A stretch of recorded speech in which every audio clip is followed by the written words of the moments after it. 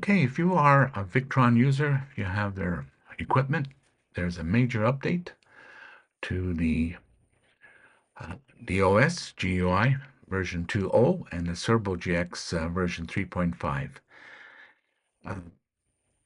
I just went to the site, I recorded what I was looking at myself, and towards the end, you'll see my system set up under the new GUI setup, and some of the things I found I love, and there was a couple areas where, well, one in particular there was to me a concern, and the other one, well, it would be nice if they added that feature.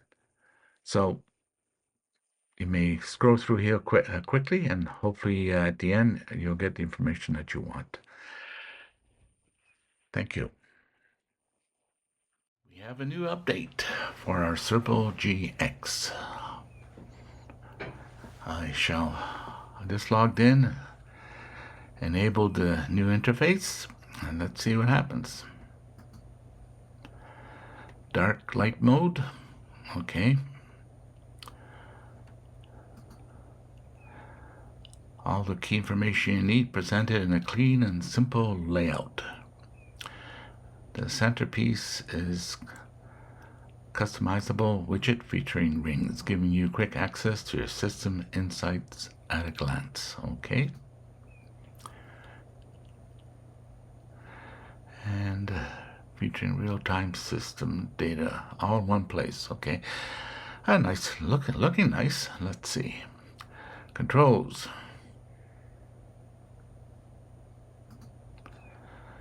Watts and amps. You can now switch between watts and amps. Choose a unit that best fits your preferences. I guess mobile, you tend to watch your watts. The amps you check for your battery.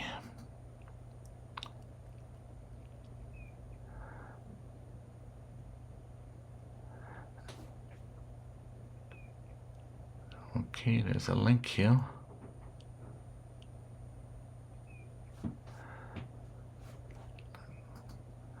Let's see what that has to say.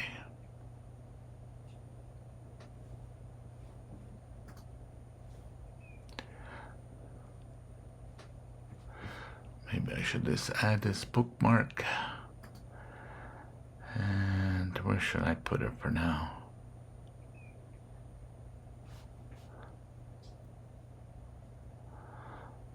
I'll put it in here. Okay.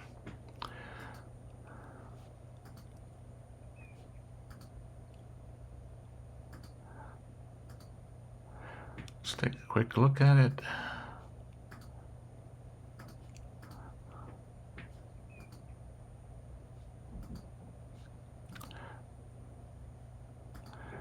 Lots of new screens. This is probably the one I'll use, I think. Maybe.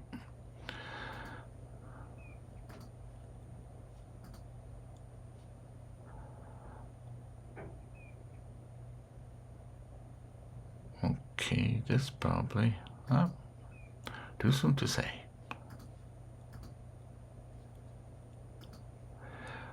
Okay, let's see how many pages. 39 pages. Okay, let me see if I can export this as a PDF and take a look at it later.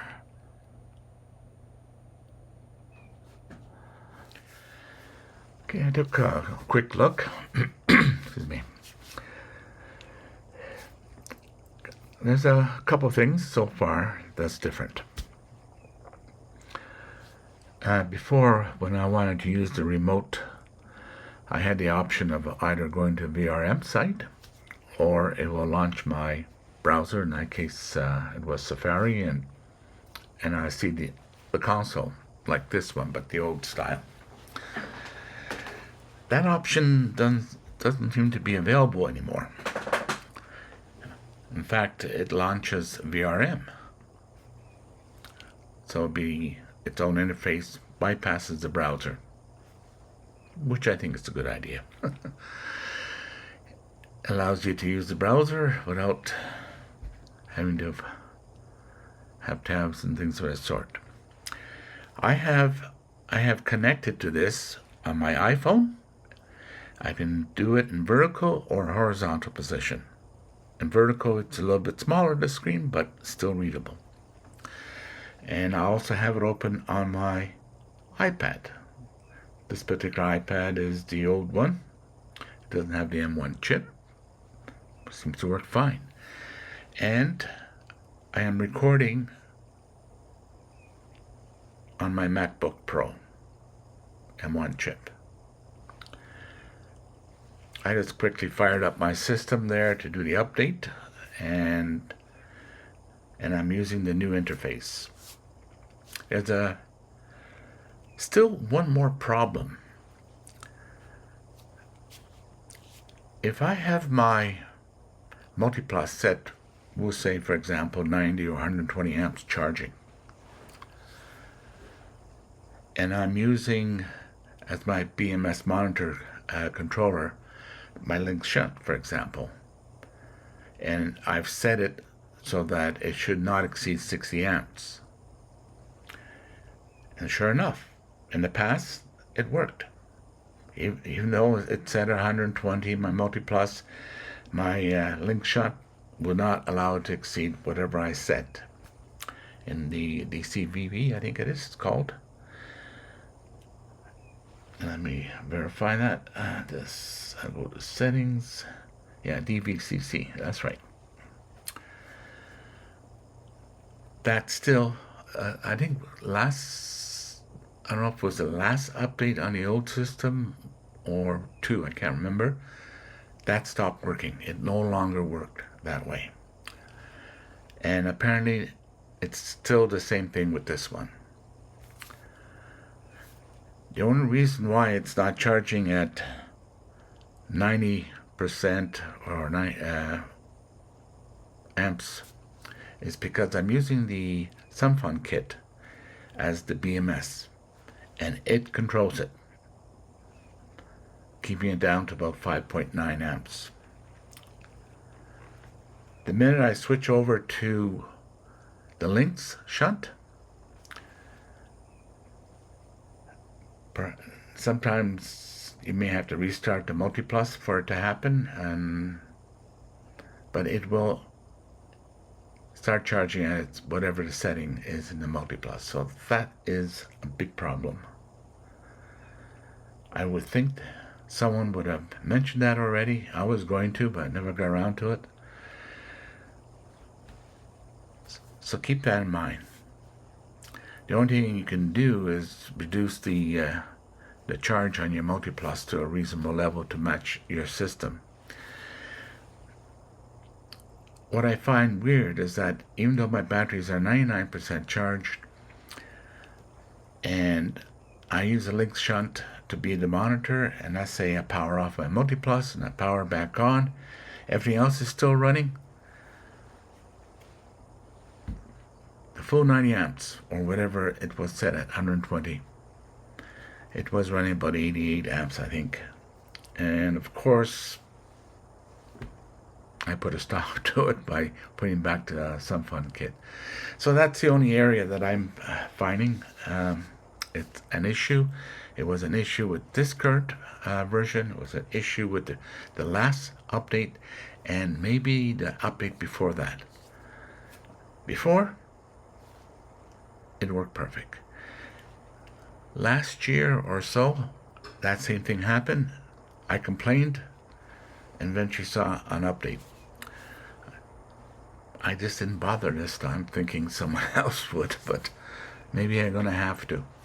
I will post this video. Perhaps someone in Victron will wake up and realize they have a very, very serious problem. So, the beginning videos that you saw, I just did it on the fly. Wasn't even really talking much, so it's just more a visual explanation of what you will face. So keep that in mind. And when you click on this, when I'm in overview, it's also available in brief and levels, notification, and in settings. But once I go into, we'll say settings, then you don't have that option. So you have to go back in order to get into this. So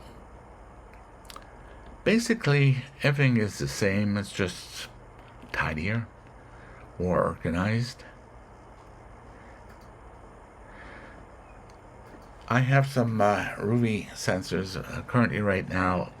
Only one is within range on my system, but I do have another 2 or 3, and I'm assuming they will show up in this screen, which is fine. Before, on the old system, I had that mod there, it showed at the bottom. I think I might like this better. So there you go. And notifications. Brief. It's very simple. If it was, for example, 3-phase, you would see 3 separate connections here.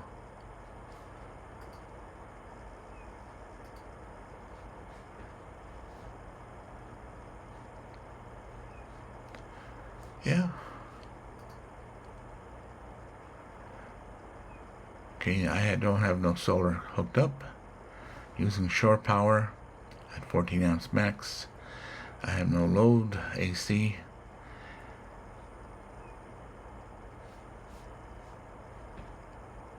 And how do I get out of this?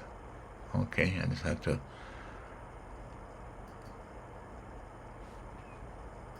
That's the time.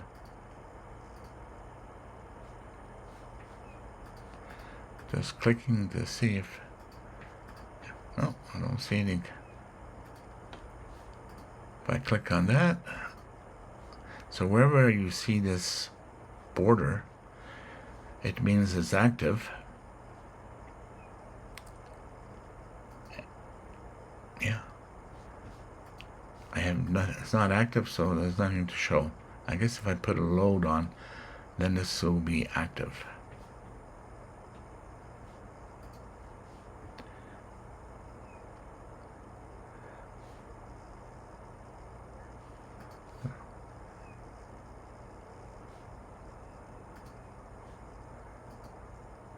Okay, this needs to be updated.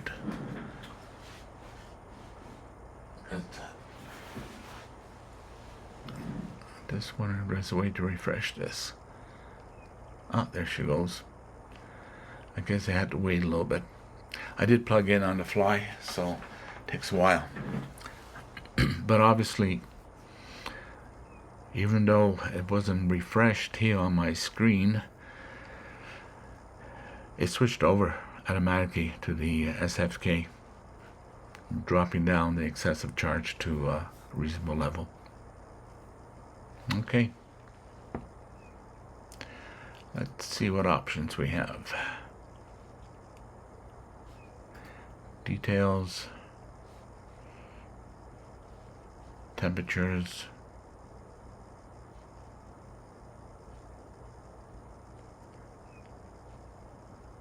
okay, parameters, okay,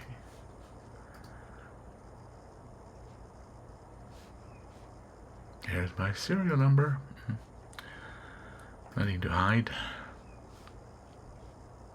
System switch disabled. I'm assuming it's the switch on the battery, but I have to check. History. Total charge cycles. I don't find the charge cycles to be accurate because I have yet to fully charge and discharge. Maybe 5-10% is all.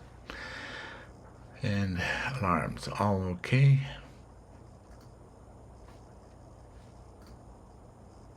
I already saw that. The system was shut down, so I guess all the old history is gone. The multi-plus.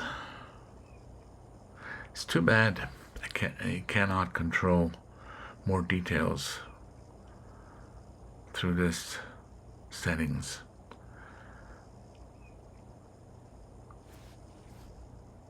Which is why you have to either use VRM or plug in the MK3 device, or load and unload the various configuration files.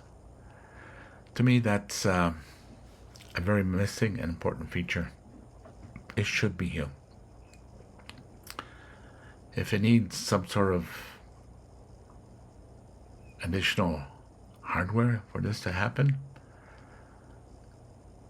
for example, if the MK3 could be left in so that you have control, fine, I have it, but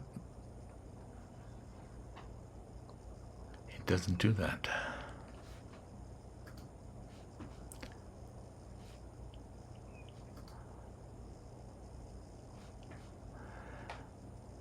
Setup, okay, generic, yeah. Device, Ruby.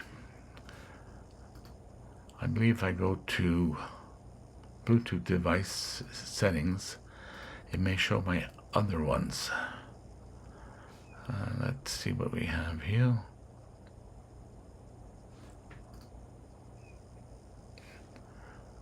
No, not there.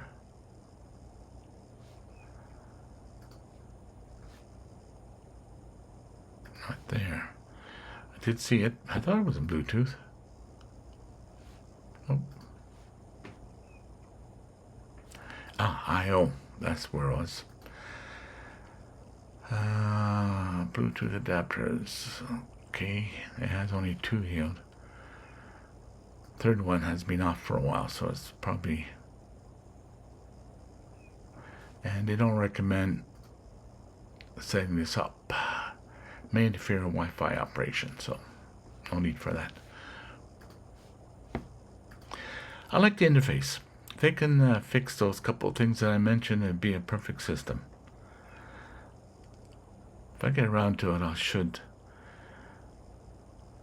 email and tell them how that issue is a really serious problem for people with a multi-plus. It can really do a damage on your batteries if you don't watch out for it. Fortunately, I have the SunFun Kit device that can act as a BMS, and I just got a message there. Let me see what it says. Okay. Yeah, your installation is running on grid. Oh, okay. Let me see if I can go back and on my iPhone. Yep. My phone went to sleep, and of course, by going to sleep, it disconnected my remote. But you can have all 3 running at the same time, as long as your devices don't go to sleep.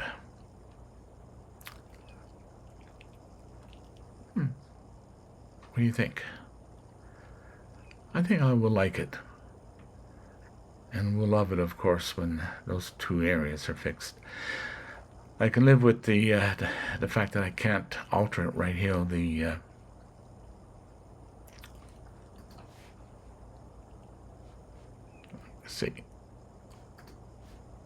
The multi-plus.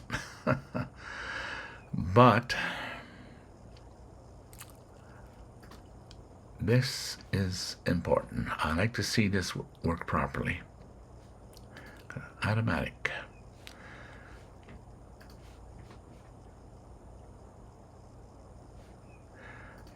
Temperature sensor. Yeah. Let's see what happens if I do automatic.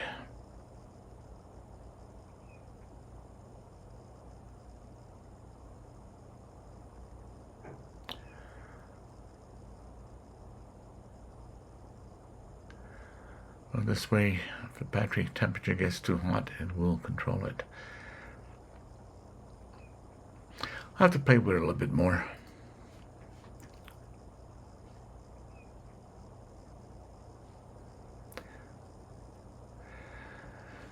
As far as I know, this was only released in the last day or less. The YouTube was only a few hours old when I saw this. So hopefully, to those who have a Victron system, I think you might enjoy this. Again, it would be appreciated if you subscribe, thumbs up especially, so this way I'll be visible to others on YouTube. Apparently it's a requirement. Have a nice day, and thanks again.